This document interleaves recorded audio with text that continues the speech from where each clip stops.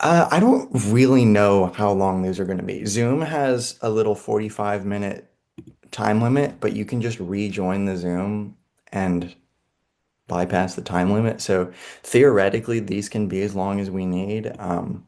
This will kind of be a work in progress as we go through, what ideas are we having? How much confusion is there that needs to be worked through? And that'll probably get more, oh, sweet, sweet. Yeah, I was thinking about Google Meets as well.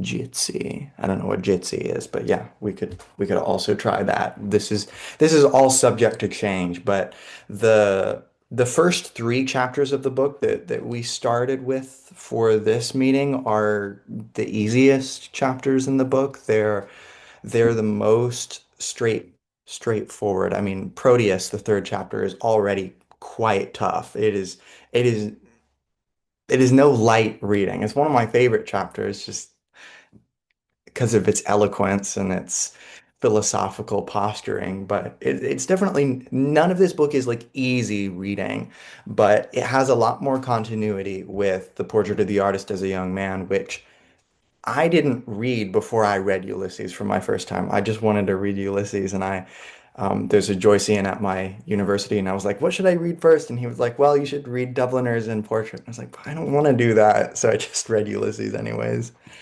So all that to say, there are a variety of ways that you can complement your readings. I've heard it said, and I agree very strongly, that Joyce rewards one to the extent that one is well read, and one is never sufficiently well read. So that's why it's so good for group projects, because um, one of the objections to Finnegan's Wake was that people said that it was only written for one person, Joyce himself, because no one could manage to get all the various allusions and whatnot. And one could argue the same thing for Ulysses. And I think that addresses one of the common reasons that these reading groups prove so helpful is that these are not meant to be read by one person. They're meant to complement a variety of readers with a variety of experiences. And as such, Ulysses does have a lot of sort of universality. I mean, I think one of the big things it's trying to address is, the human condition of tarrying in a world that is at once banal and extreme in its details. And th these are not necessarily non-overlapping. They might be able to occupy the same spaces at the same time. So I'm curious, kind of, any initial thoughts that we're having about the reading so far. I mean, what reactions is it bringing out? Is this your first time reading the book? Have you read it before? What are we thinking? I did read it. I did read the first three chapter like 6 months ago or something like that. I was introduced to Ulysses by a friend of mine. He said that yours writing was like banana. At the time, I didn't understand what he means by banana, and he said like, "Nah, you just imagine like the perception and how did you perceive the thing around you, and that is how Ulysses go." And I was That's so interesting. And I first read like three chapter. I use the the edition that has like the cover with the key. I don't Mm, remember which edition was that, yeah. but it's not really a good edition because it doesn't have any note, anything that explain like what's going on. I kind of like go okay to the first two chapter, but in the third chapter, I can't like keep going on, so I searched for some note online, and there was this Joyce project, but I dropped it right there and just read it like yeah at this time because I watched a video of yours that is Perception and Everyday. I remember the title, and yeah, I was like deeply impressed by how it will like going after that third chapter. Yeah. Yeah. Yeah. And this Linati schema, I think, is what you may have been referring Yeah, to at one I did point. saw I did see that. Yeah. Yeah. And I believe it is linked in the various resources that I linked in the Google Meet. So that is definitely something we're gonna continue to come back to for all the little object themes and the styles and the colors and everything that thematize each chapter. And Rue, what do you mean by is there a known canon of works that are related to this? Let's expand on that a little bit. Because I'm I also mean, curious kind of where people are coming from.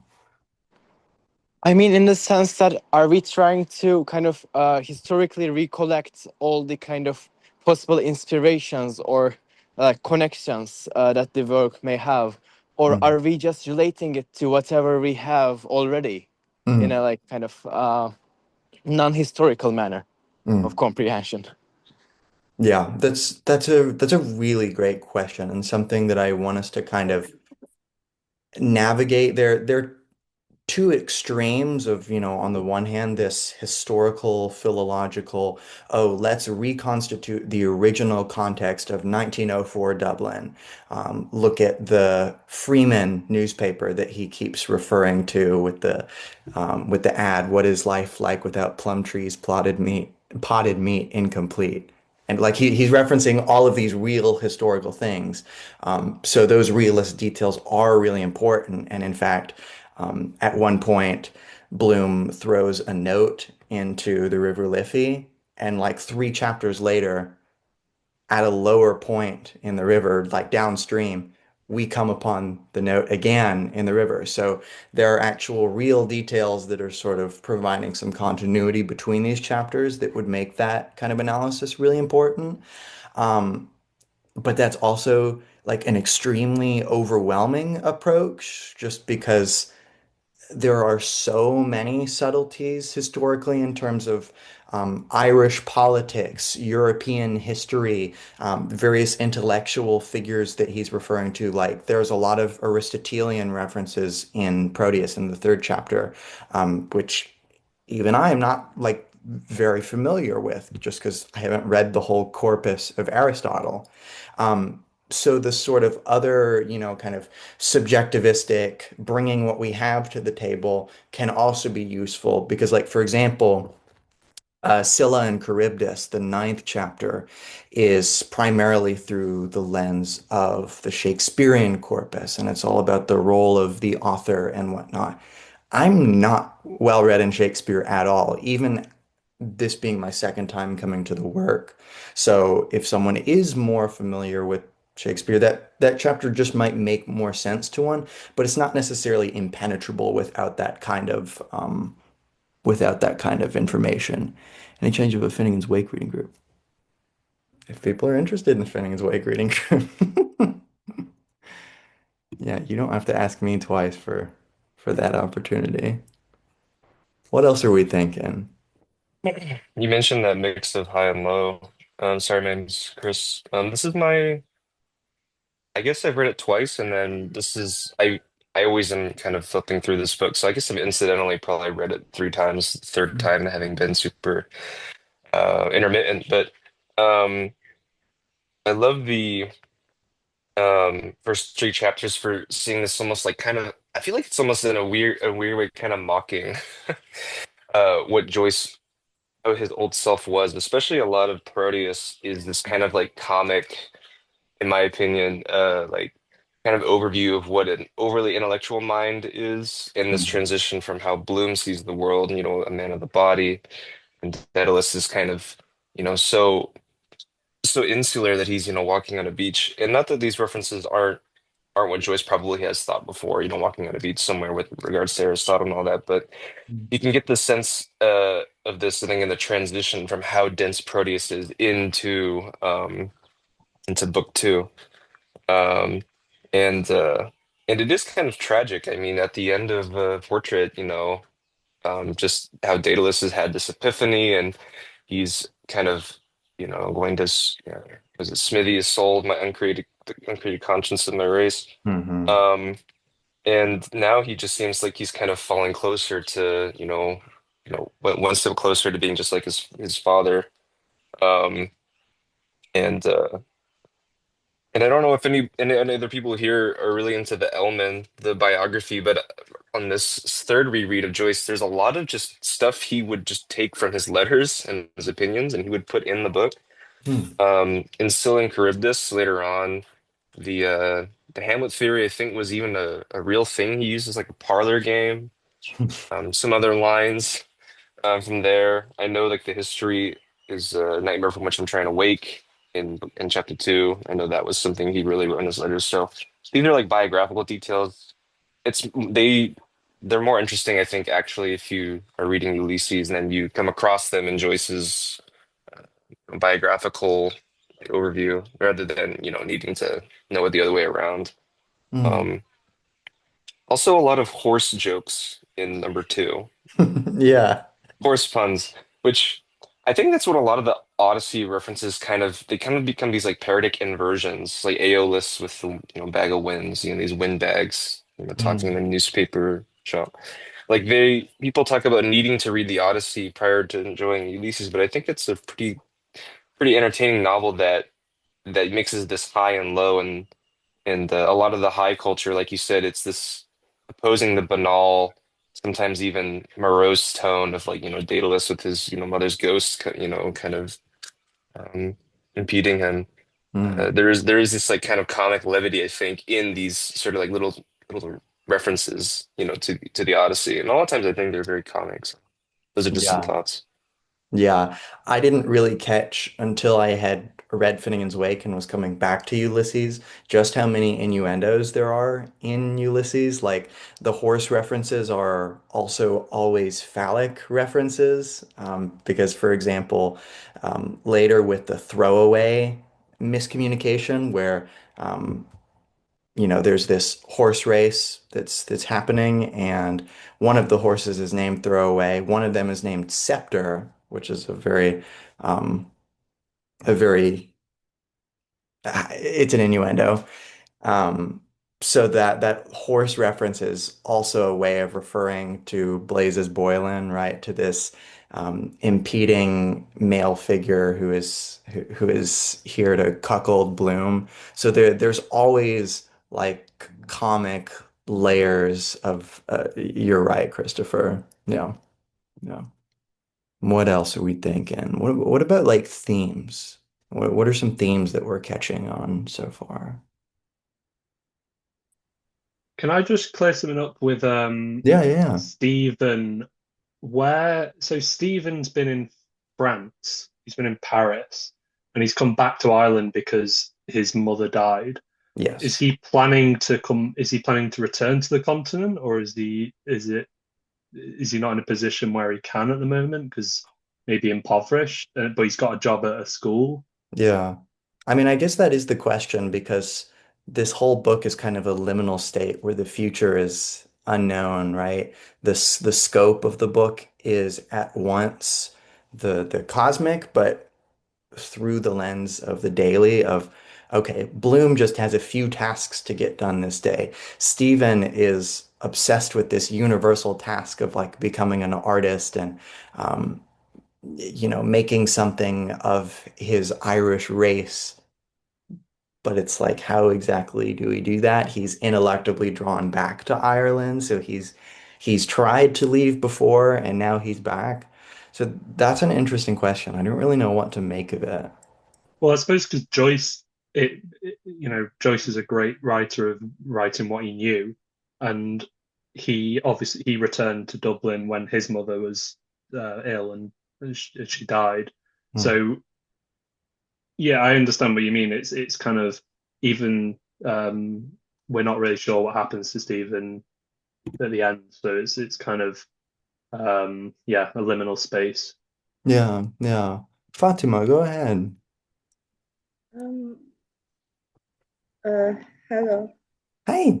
Basically, we're doing Hamlet in high school. I'm in high school, so I'm sorry, I don't really have a detailed analysis properly and everything, all that. No, you're okay. But for Stephen Dedalus here, he seems extremely like his whole behavior. It seems very Hamlet-like, Mm, especially on his pondering with his mother. Um, when he's like walking across the beach and going he's thinking about all these. I'm sorry if I'm not articulating well, No, you're perfect. but Buck sort of functions like Horatio in a very different way than what Horatio is. Horatio has complete faith in Hamlet's goodness. He's probably the only one who's a constant to Hamlet throughout the play. Here, Buck is not like that. Buck is framed as this man who, even though Stephen Dedalus obviously has a camaraderie with, he's sort of, there's a sort of betrayal in there. He Hmm. seems more like Rosencrantz and Guildenstern, Hmm. and especially with Hamlet and his issues pertaining to the nature of his father. I kind of feel like that sort of gets mirrored in Stephen's pondering of his mother, especially this one line that really spoke to me. Pain that was not yet the pain of love fretted his heart. Hmm. Yeah. That that's just what I wanted to say. Yeah. I think that's a great point. And there's a common theory that, I mean, Buck Mulligan is such an interesting character. Like the idea of the usurper will keep coming back over and over. And Buck Mulligan is kind of this usurper, this foil, this jester-like figure that he's kind of like the reverse of Don Quixote and Sancho Panza, where he kind of acts as the grounding figure by being the absurd Don Quixote sort of figure to Stephen Dedalus. Chris, go ahead. Yeah, you're good. Hello, can you hear me Hey, okay? yeah. Cool.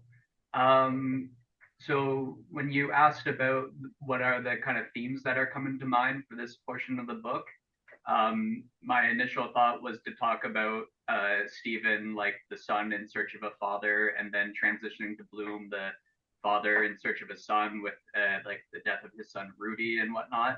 So that was the Mm, first thing that came to mind. But then when you continue talking about Stephen's obsession with this universal question of becoming an artist, it brought my attention to a different line in the book. I don't even know if this is actually a quote from the book or just something Joyce said himself, that in the particular lies the universal.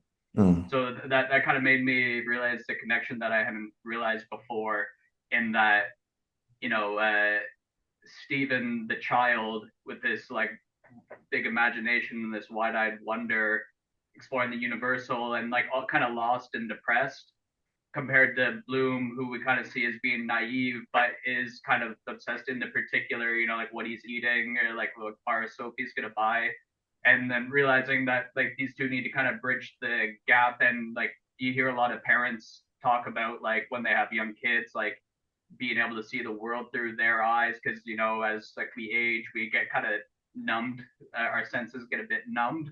So mm. I think there may be like a connection there too, in like the son father relationship and like particular versus universal. Yeah, I mean, that reminds me, ineluctable modality of the visible, at least that, if no more, thought through my eyes, which is basically, right, what you just said. And later in Scylla and Charybdis, um, Joyce talks about running into others over and over as a way of running into ourselves. So there's a sense of in the multiplicity of social interactions, there is some sort of reinforcement of some common universality. And there's all sorts of sort of metaphysical principles and whatnot that Joyce will hearken to for this. One of them that he's not really going to utilize until Finnegan's Wake is Giordano Bruno's coincidentia oppositorum, the coincidence of opposites, that every particular will sort of self-create its opposite as a form of balance. So you think of Stephen as and Bloom as complements to each other, that both of them represent um, their own drawbacks, right? Bloom is complicit in his own affair in many ways. Stephen is high-minded to a fault, such that many of his woes are of his own making and of his refusal to really abandon certain idealistic aspects of his culture.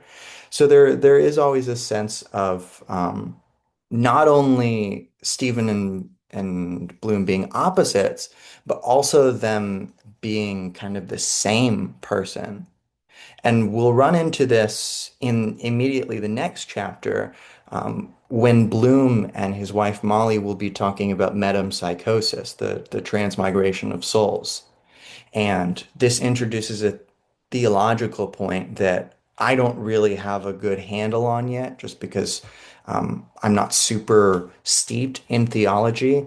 But right, you've got this idea of in the sacraments, the blood and the wine being sort of equivalents of one another, that they can transmute into one another through this act of divine intervention. So really there's a sense of the consubstantiality of father and son, of Stephen trying to become an artist, which is to say a father of works of art, and Bloom trying to become a son in some I don't exactly know how Bloom would be a son, but um yeah, what have we Well, I got? think Bloom he's really curious. He's got a curious mind, and he wants to be a son of like intellect almost always. He's flawed in his conclusions often, but he still remains this kind of um, a student almost. Yeah. Because I think one of the interesting things is that even though Stephen is the academic one, it's really Bloom that is the ideal model of a student, because he's always taking in this sort of enlightenment background of, and again, we haven't gotten to Bloom yet, so don't worry if some of this is kind of jumping the gun. We might be doing that throughout this group, but um, he is the man using scientific rationality in an applied way to, sort of constantly be learning from the world, while Stephen is a little bit more reticent to abandon any of his preconceptions and falter on them. Go ahead, Vlad. I'm not hearing him speak, by the way. Yeah, I'm not either. There might be something wrong with your mic, Vlad. Oh, that is perfect. And if anyone else has anything, well, oh, yeah, it's all good, Vlad. Shit happens. Is this anyone's first time reading Ulysses? Sweet, sweet, It's mine as well. sweet, sweet. I'm I'm going to volunteer both of you to just kind of, I don't know, I'm curious. What are y'all's thoughts digging into this for the first time? Is it? I didn't have time to finish because I have it's the end of the semester and I have a lot of to turn in. I'm really I was really it was a coincidence because I had to do a lot of work on the figure of Dionysus Mm, in Greek mythology at the same time. And just what you were saying about transmutation, which is already found in the Dionysius rites, and this idea that blood and the flesh of Dionysus can be consumed and become part of the person, and the differences between the Christian rite, which is very clearly mm, inspired by these rituals, and but the Dionysians, what would happen is instead of this finding of peace, that they would lose their minds. And just really a lot of things that I was thinking. I don't know anything about Joyce actually that I have not seen in your videos, um, but just really interesting to me how these thousands of years old view of divinity as something that is transmutated every day, and through violence into wine, how it's still found in this novel written so much later than this. mm. Yeah, that's a lot of interesting thoughts there. Yeah, Vlad, that's an interesting point, because Lacan, one of the kind of revisioners of psychoanalysis, so to speak, talks about language as the other's discourse.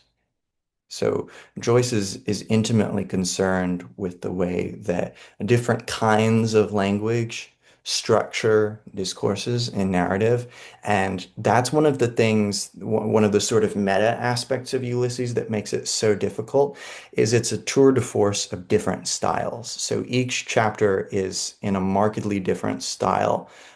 I mean, Proteus especially just hits you like a truck, and you're just like, what is going on here? Because you really feel like you're in a different way of viewing and talking about the world. And I think there is a sense of the value of immersion in the same way, you know, an immersion in these rites of Dionysus and the Christian sacraments, right? We're trying to wash ourselves anew in the blood, so to speak. Mm. Yeah, and the in dreams, people are represented by other people. That's going to be something that will come up when we get to the 15th chapter, Circe, the phantasmagoric nightmare of a chapter. It's like 100+ pages. It's my favorite, but it's just totally wacko. And that kind of transmutability or mutability of different people being represented um, by others, that will come into play there. Also being represented by inanimate objects like bread and a clock. Yeah. What else are we? What other thoughts are we having? If you can't tell, this is a very free form discussion. I have no script whatsoever for this is just whatever interests y'all. May I ask something? I think I misunderstood where we have supposed to read before this or after this session, I mean. So for this session, we were reading the first three chapters. So will we uh, will we read it like together and then discuss it, or how is? Yeah, so before each of the Zooms, it's expected that you've read those readings for the week. So, like for week one, November 30th through December 6th, we were reading Telemachus, Nestor, and Proteus. So those are the first three chapters, and Ah, that's kind of the main topic of discussion for these. But again, part of this group is just about being immersed in talking about the book. So we will inevitably kind of end up talking about different resources none of the other people have read or whatever. So definitely don't feel, again, you could have read none of the stuff and you just want to come here to listen, and it'd still probably be a valuable experience. So hopefully, is that more clear now? yeah, I misunderstood it. I thought we were gonna read it real time and then do a commentary on it or something like that. Is it still Well, fair? It was fair to start now. say what? Is it still fair to start now? Yeah, yeah. You can Okay, start okay. whenever you want it. And especially, I mean, even if you have a passage that you just want to read aloud to us or me read aloud to us and us talk about, that's totally good. Okay, awesome. Thank you. Thank you very much. Yeah, yeah. I think a an overarching theme of the whole book and also in the contents of it is just modernity. So Mhm. how it's written, obviously, it's a modernist book, but in its parallels to the Odyssey and how um, we're in this modern world where we're not necessarily fighting great battles, or we're standing up to uh, enemies and that sort. There's still battles going on in the book, and there's still things which are challenging us. So, particularly in the second chapter here, we've got the unpleasant Mr. DC, and Stephen is doing a very honorable job of not standing up to him and challenging him, but kind of getting through it. And it's something which we can all kind of relate to if someone's kind of espousing their views to us and we don't necessarily agree, but we want to be respectful, or we want to kind of they hold authority over us. So he kind of I'm reading it here where he says, "Why, sir?" Stephen asks, beginning to smile. So he's almost like Mm, He's not totally you know trying to antagonize them, but we don't all succeed in our battles as well. We're flawed people, and we can't meet these challenges fully prepared. mm, And I think what really inspires me about Ulysses is we are all just as important as Odysseus and Penelope and etc. Telemachus. We were all born as people, and we're just born in this modern world rather than the ancient world, and that's just something which is it's overall through the book, but you can see it in every chapter. yeah, yeah. That sort of egalitarian message is one of the big kind of overarching ethical points of the book, and also pacifism, which is shared by Bloom and Stephen. Yeah, go ahead, Chris. One aspect of the book I'd be curious to dive into more is how each of the 18 chapters has its own unique style and kind of flavor to it. And I'm kind of curious to like open this discussion up a little bit because the one phrase that always pops into my mind is from Bruce Lee to be like water. When you put the water into a teapot, it becomes the teapot. When you put it in the mug, it becomes the mug. So that always like occurs to me with this book. Mm, Like chapter 3 is like the stream of consciousness, all these like references to Aristotle. It's very poetic mm, compared to the early chapters of Bloom, which have like a very like, staccato rhythm, very like the words seem and thoughts seem like very ordinary, like oh, gotta do this, gotta go here, like very like mhm, linear. mhm, And then getting into the Circe chapter or even Oxen of the Sun, and then of course like Finnegan's Wake, like it almost becomes like a psychedelic experience, like mm, where it's so like whoa, like what's going on? But everything that's happening, like it's all during one day.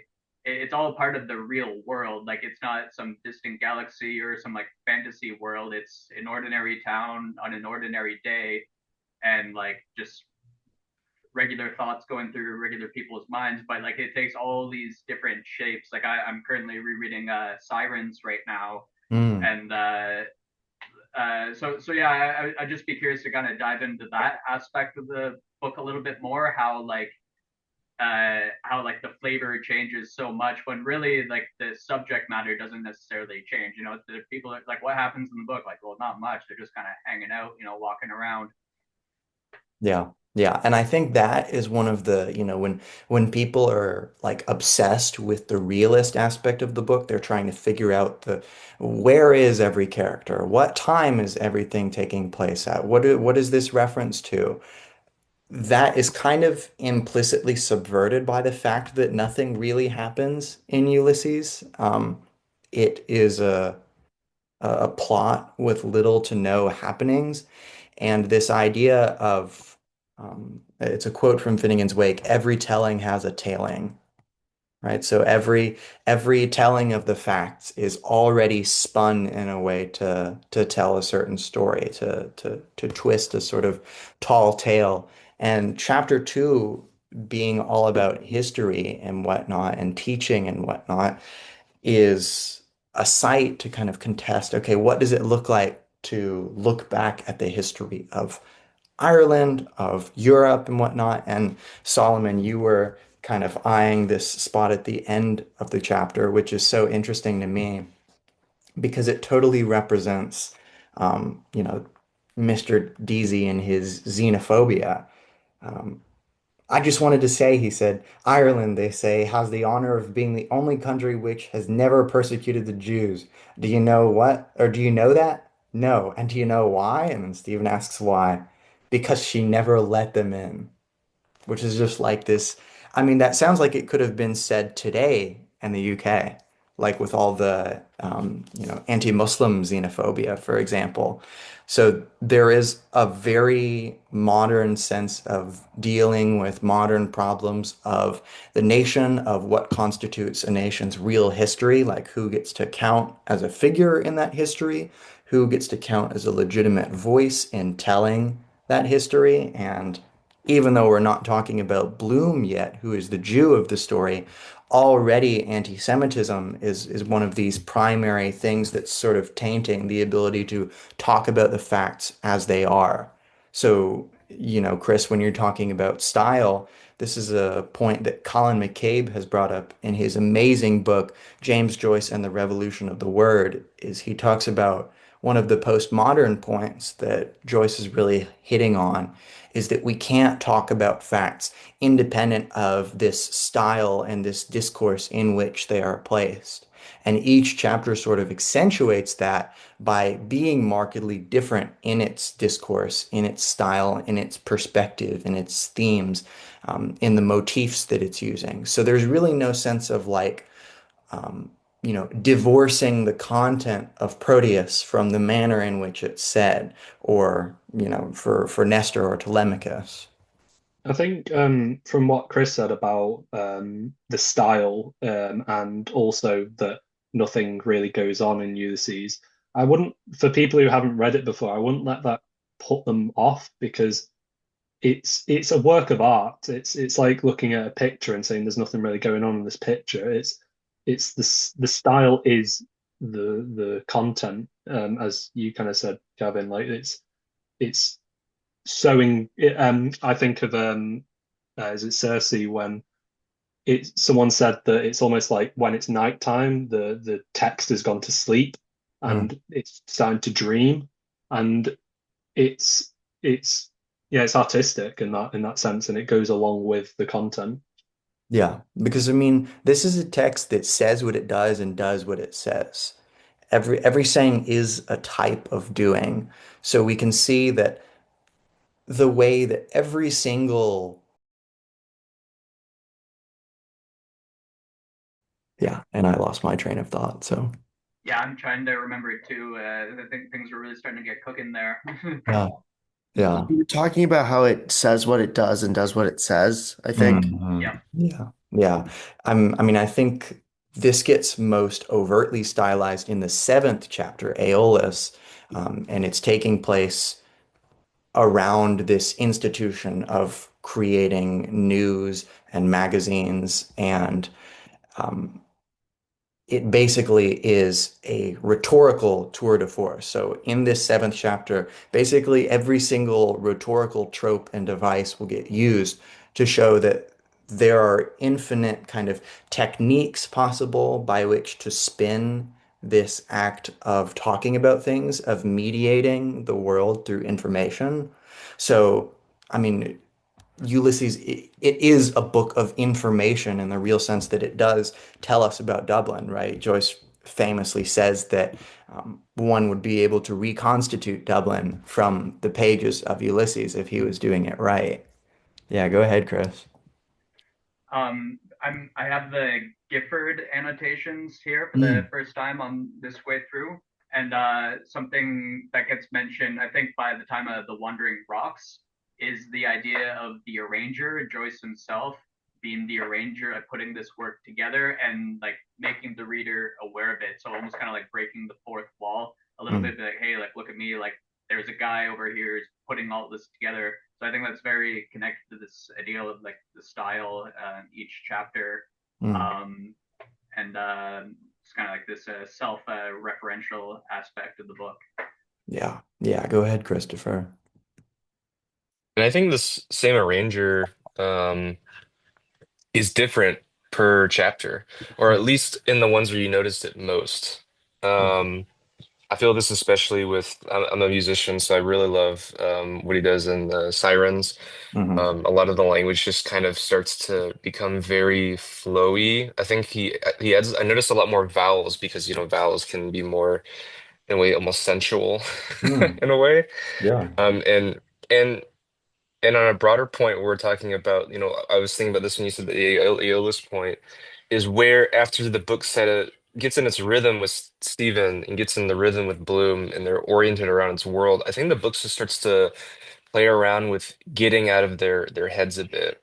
Mm, And so chapters like with Wandering Rocks especially starts to kind of set the precedent of what, Dublin is outside of these characters. mm, With even having, a quote unquote false Bloom, dentist Bloom.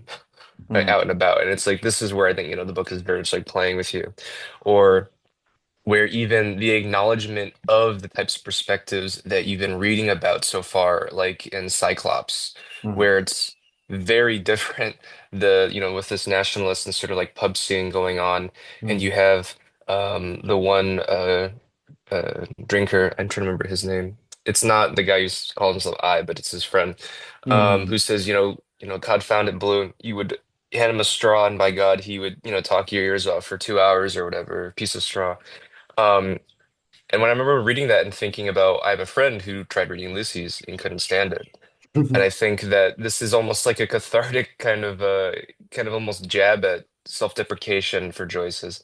Maybe if there's these people who, do read the book and they're almost too much of one mind. Maybe they don't have yeah, enough theory of mind, or they can't really relate to reading in so different of a perspective. And the perspectives sort of thing with the arranger and all this, the parallax view yeah. of where he's looking at the sun and trying to see it through more than one perspective. Hmm. I think that's probably it's been what it's been on my mind this third read for sure.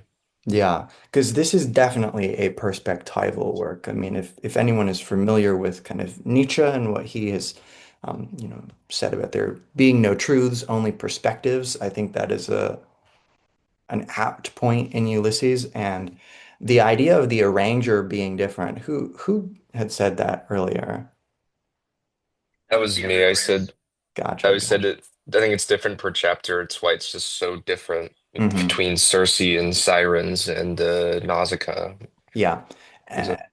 That's been commented on in the scholarship, especially with I think Eumaeus, which is the 16th chapter after Circe, and it is written in the style as if it was written by Bloom. So it uses a number of mannerisms and techniques that would be expected from the character who is being talked about, who is also indirectly the talker. We're sort of filtered through their mind the type of writing that we get. And this is something that I want us to think about as we go through here is that this stream of consciousness technique that we hear about is not a monolith. It depends upon the consciousness that is of concern at the moment. So, like, if we think about the stream of consciousness around Stephen versus around Bloom, they're really quite different. I've just found two kind of random spots. One is from Proteus, so the last chapter that we were reading. So this is Stephen. And then the other one is from Calypso. This is the following chapter 4 that we're going to be reading as part of next week. And Stevens is sort of searching and poetic and high-minded. It's on page 48 of my volume, but I hate that line numbers are not common in all editions, but it is what it is. His shadow lay over the rocks as he bent, ending. Why not endless till the furthest star? Darkly they're there behind this light, darkness shining in the brightness, delta of Cassiopeia, worlds. And he sits there with his auger's rod of ash, in borrowed sandals, by day beside a lidded sea, unbeheld in violet night, walking beneath a rain of uncouth stars. I throw this ended shadow from me, man shape, ineluctable, call it back. So, right, he's just waxing poetic. Compare this to Bloom. No, not like that. A barren land, bare waste, volcanic lake, the Dead Sea. No fish, weedless, sunk deep in the earth. No wind would lift those waves, gray metal, poisonous foggy waters. Brimstone, they called it, raining down. The cities of the plain, Sodom, Gomorrah, Edom, all dead names. A dead sea and a dead land, gray and old, old now. It bore the oldest, the first race. So there's a difference in there's perhaps not as much continuity in Bloom's thought. It's, as someone said earlier, more kind of punctuated, percussive. I forget exactly the words that were being used, but there's a subtle difference in mannerisms, in style, which is a reflection of that character's personality at the same time that they are the sort of arranger above what they're writing about. So I think that's really interesting to kind of continually keep track of who is the arranger, what is their function here. And they are actively performing a role in mediating the way that we're confronted with the knowledge of what's going on on Bloomsday. What are some kind of some questions that we've got about what's going on in Ulysses in general, in the specific chapters. What are kind of some things that we need answers to that we don't have answers to yet? Solomon, you mentioned the great point about kind of what is Stephen's future. I mean, where is he going to go? And one of the interesting things about Ulysses that might actually be helpful to all of us is the fact that because it only takes place on one day, a lot of what we're going to say is speculation.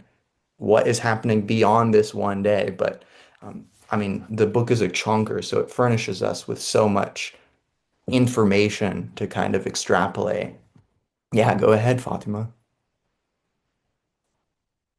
So obviously, like the first question, I think the more fairly obvious one is, where is he gonna sleep tonight? Hmm. Yeah. And this is what sets him up for his encounter with Bloom and the rest of the events of the book. But there's also uh, when I was in, I apologize. No, you're good. There's this comparison between when he's self-loathing Mm, and when his mind is basically going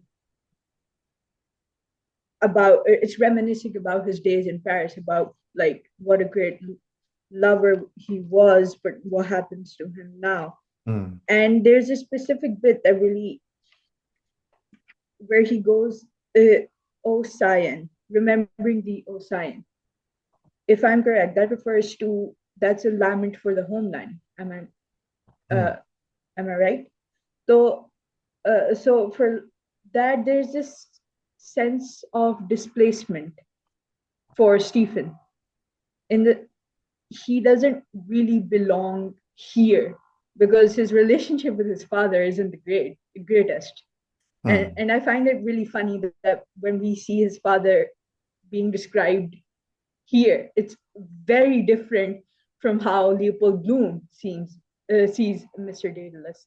mm, But here, there's this sort of, I won't say we can feel any pity for Stephen here, because there is obviously, do understand Buck here, but there is some sympathy for this man who has lost nearly everything, who he claims was this great intellectual, who has lost the ability to write, most mm. importantly. That's what spoke to me.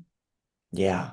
Yeah. And now he is simply transient. He has nowhere to go. He's being ousted out of his own home in a way. Hmm.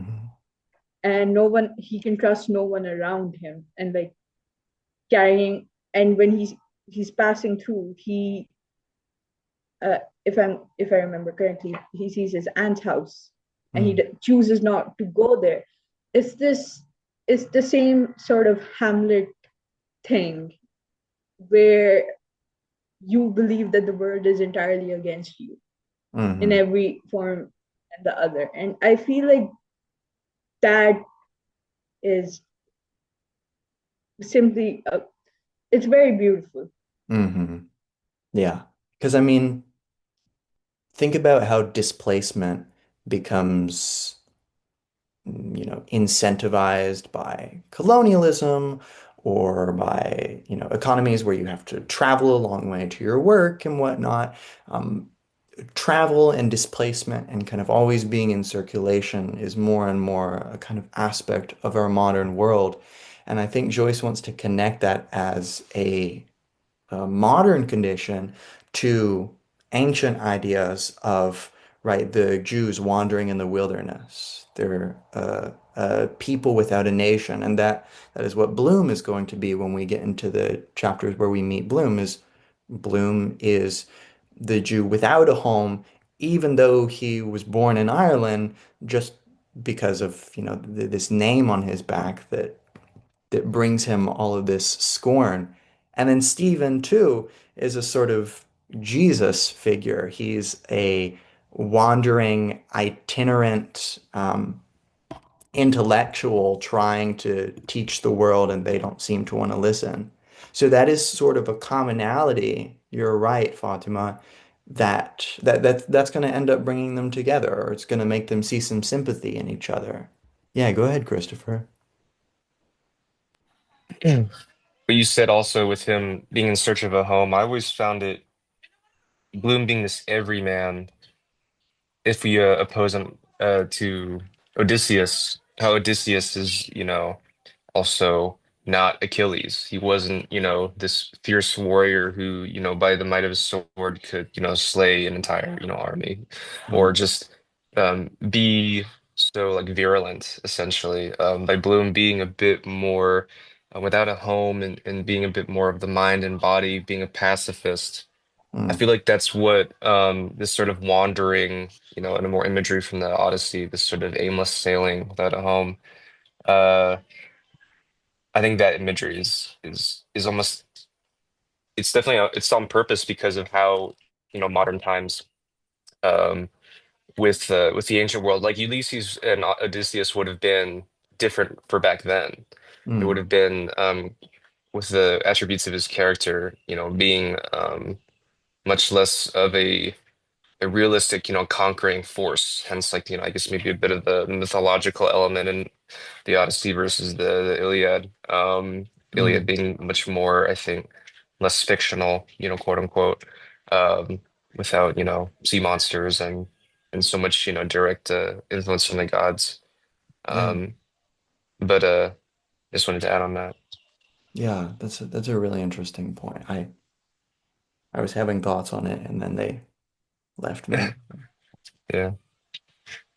Are there any kind of concerns? Because one of the things that's hard for me, and I want to say this without sounding in any way high-minded, is it's hard now not being a beginner to imagine what it is like to be a beginner approaching this book. Because I at one time was a total beginner with all the annotated copies at my hand, trying to understand every single reference. And, I would first I was reading the book right alongside the annotated copy, then I was reading a chapter of this and then reading the all the annotations, and then I was, skipping some of the annotations and just kind of using it sparsely as I got through the book.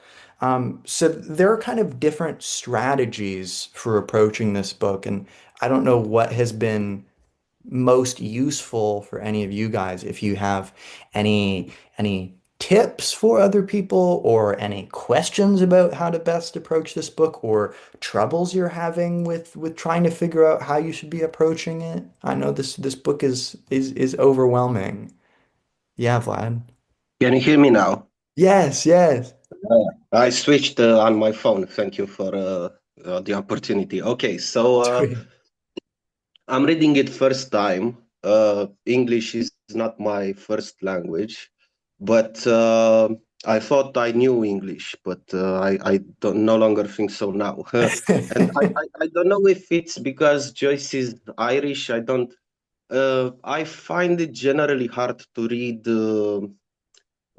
What you call it, novels, right? Mm, In English, but I think it's just a matter of preference. But yeah, I was going to ask you this. I mean, is it actually a language barrier? Because I do have it in my language mm, also, but I want to read the author as it is, as he is. So it's that, and so there would be this yeah. if the language barrier is something really huge. And then about the annotations, I have this Alma book, Alma Classics edition. I don't know how good it is, but it Mm, has some 9,000 annotations.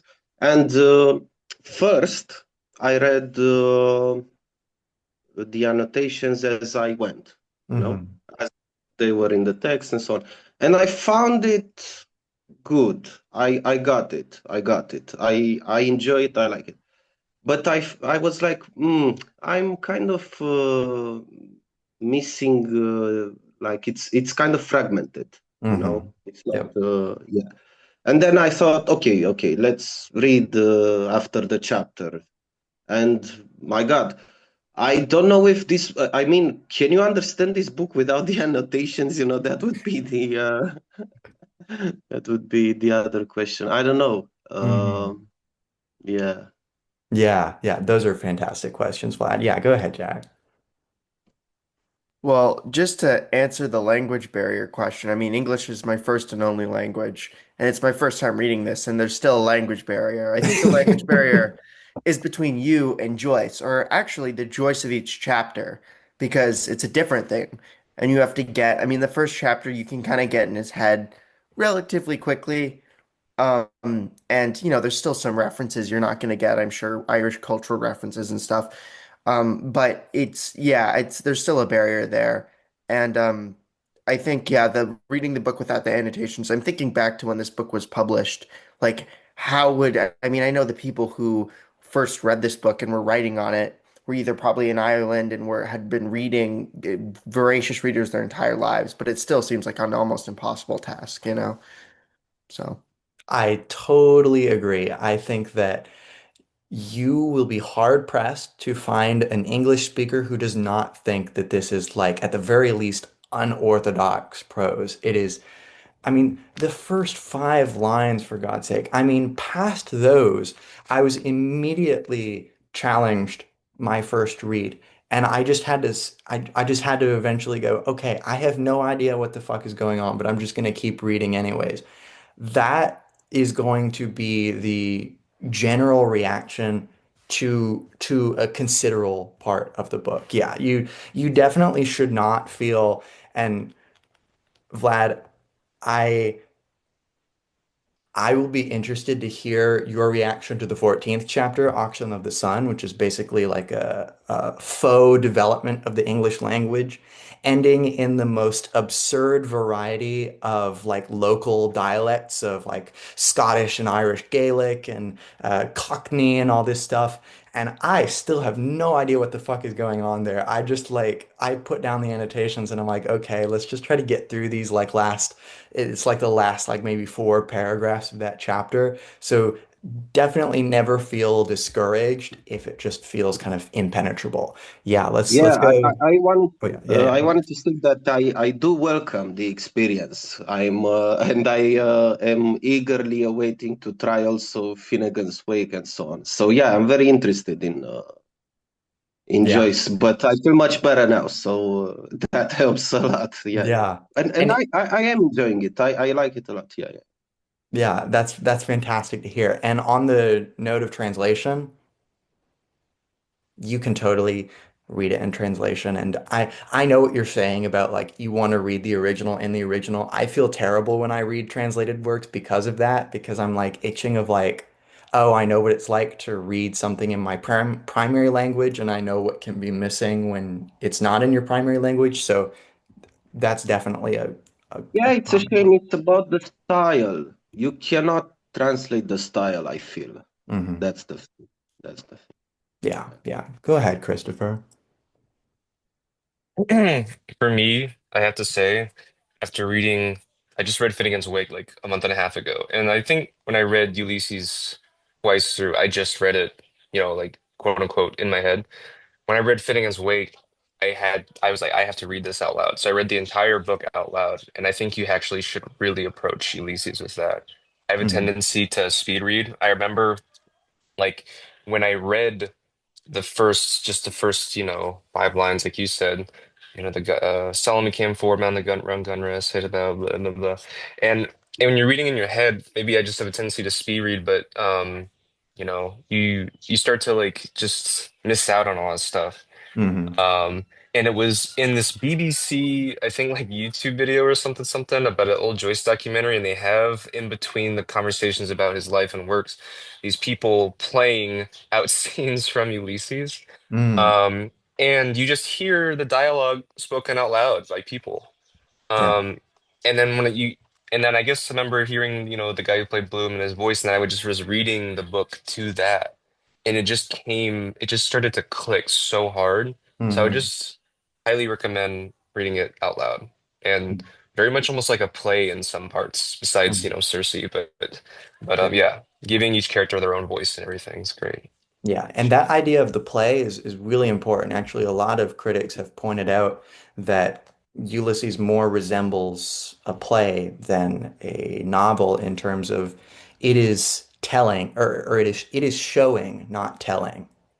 Instead of telling you blank said blank, they just speak. They're right. Joyce famously disdained quotation marks. So you will not find a whole lot, maybe any quotation marks in the book, because he saw that as a way to sort of confine telling and showing to different spots. And he basically wanted to say that, well, the whole of the written work of art is showing some kind of world. It is showing experiences. So we need to try to merge these ideas of showing and telling. So it really is often like a play.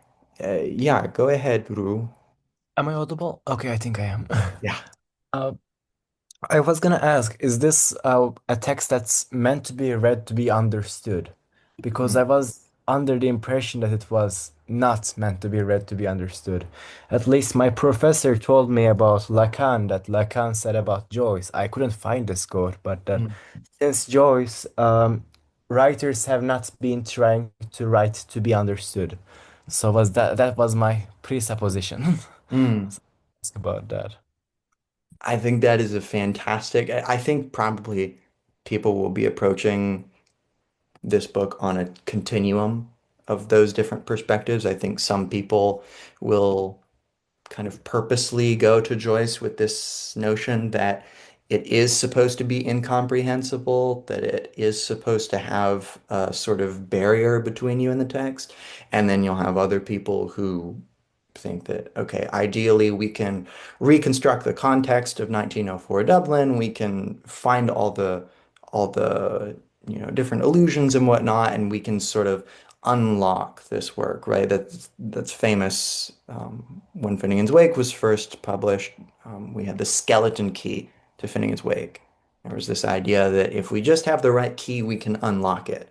I'm not very privy to that perspective. I think it tends to reduce the text to one outcome, one answer, one solution. And I don't really think that is what Joyce was trying to do, but it's really not anyone's place to say which one of these the work is trying to do. Um, I think it's read to be understood in the sense that you into yeah, yeah, yeah. I think that idea of intuition is really important, and hence the importance of a variety of readers coming to this text. Yeah, go ahead, Rue, just because you were just talking. Oh, sorry, I forgot to close my hand. Thank you. Oh, That's a good. no, you're all good. Yeah, go ahead, Fatima. To answer your question about, being a bit more advanced with your study in UBCs and forgetting how it was to be a beginner. Unfortunately, read this at an age when I had no business to be reading it. And I did not sort of process the fact that it was a book that was meant to be complex. So for me, it's sort of the opposite, in the sense that when I first read it when I was like 11 or 12, this isn't a flex by any means. I do not mean to brag. It was purely accidental. And it just genuinely, just to me, came across as hilarious. Mm, yeah. Especially later on, where there's this bit where, to my juvenile self, there's this bit where the seagulls, he sort of like, there's onomatopoeic seagull Mhm. sound. I remember dying over that. But the more I read it, the more I realize I do not know. And that's when the sort of annotation phase comes in with Mhm. all the schemas and the guides, and especially like Joyce project. Yeah. But But I will say that if I hadn't read it in that way initially, if I hadn't found it so funny back then or so appealing, there's absolutely no way I would still be obsessed with understanding it. Yeah.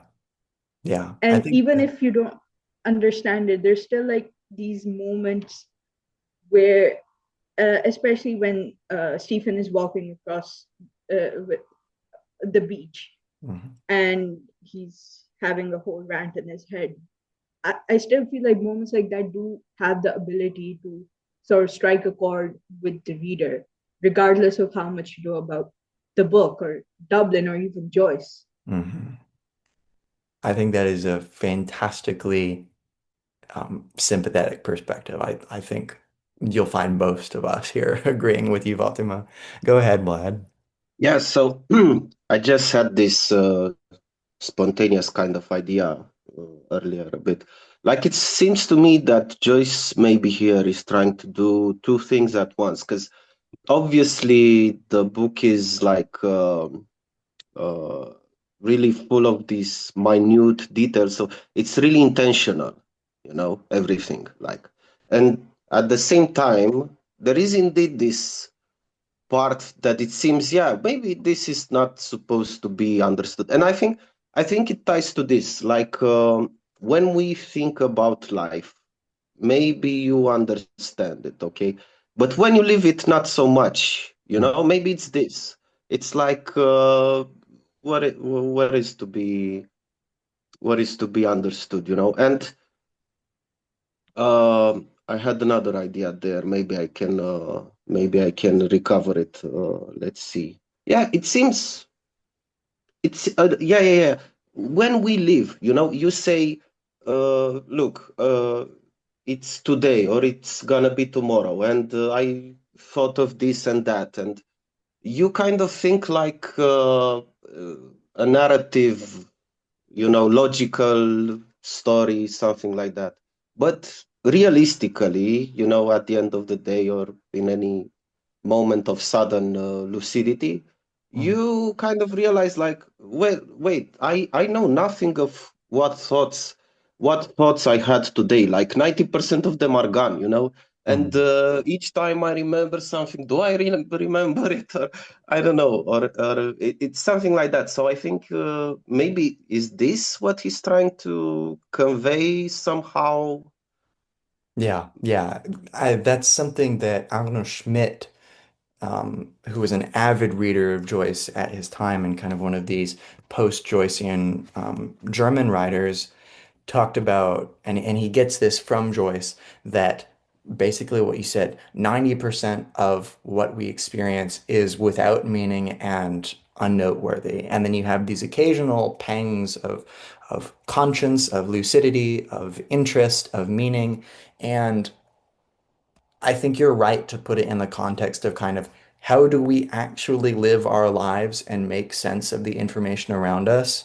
I think there's this assumption, and I think it's a problematic assumption, that everything in Joyce has meaning. Like there are literally some critics who will write these very apodictic, like, proposition number one about Joyce, every single word has meaning.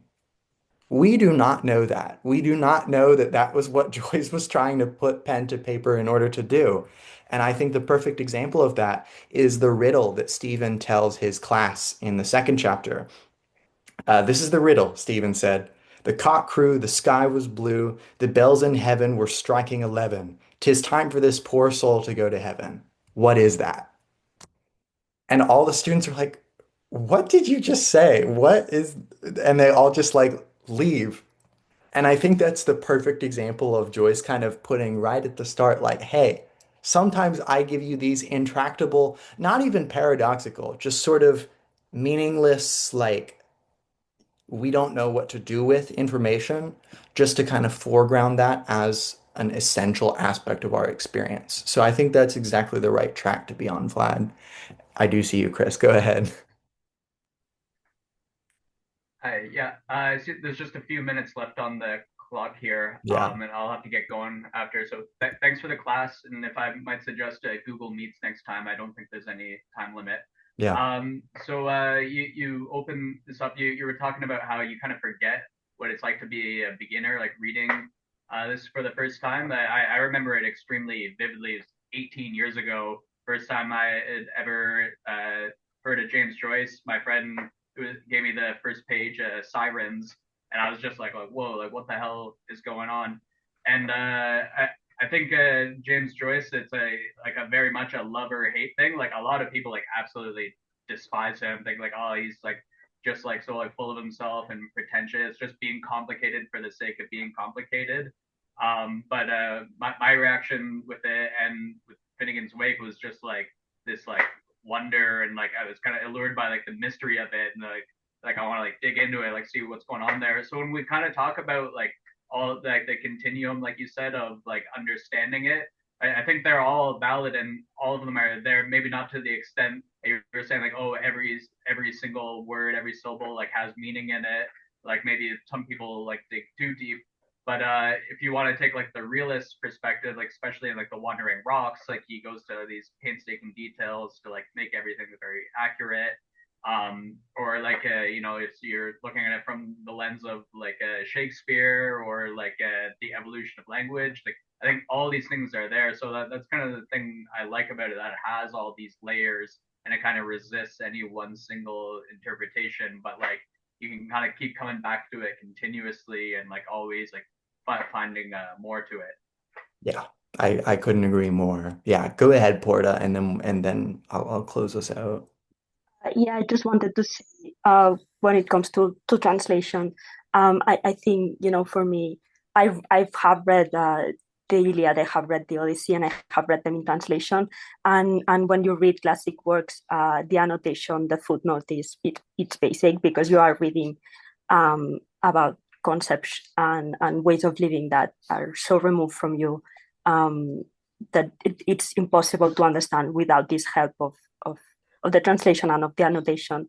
And at the same time, I'm Catalan. I don't know what you know about this, but I have it's not similar, but it's parallel relationship to language that the people of Ireland have to Gaelic, where you are living a lot of your life when you are part of these communities that speak languages that are not the official or the main language of the land that where they live.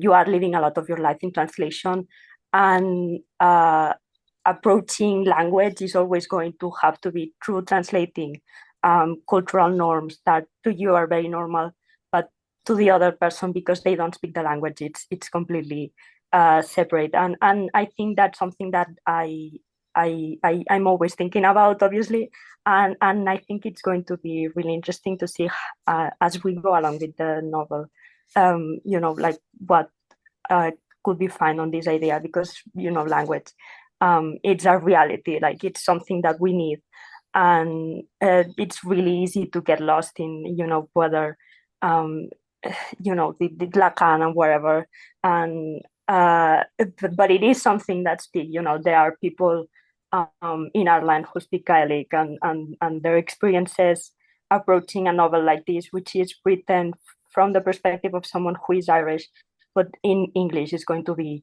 very unique.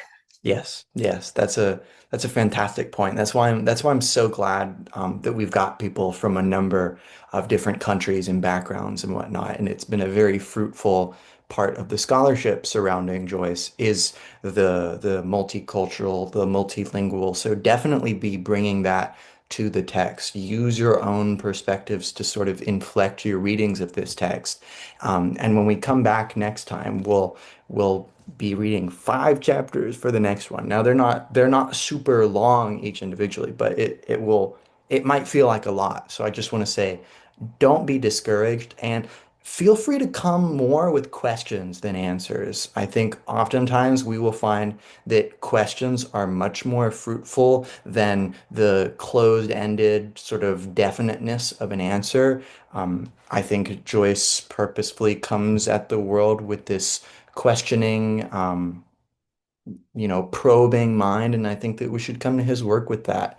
Um, I definitely want everyone to feel free to use the Google Classroom for you and for everyone. You can post on there whenever and however you want in order to kind of tailor your reading experience to this group to take advantage of resources. That's one of the helpful things about having multiple people is you are not on your own and you're never a burden to post or ask questions and whatnot. So yeah, that's it for this week. I'm so excited to continue this reading group. I hope everyone has an awesome time reading, and I will see y'all next week. Thank you. Yeah. Thank you. Thank you, man. Thank It's you been so much. Thank amazing. you. Thank you. See you next week. See ya. Good night.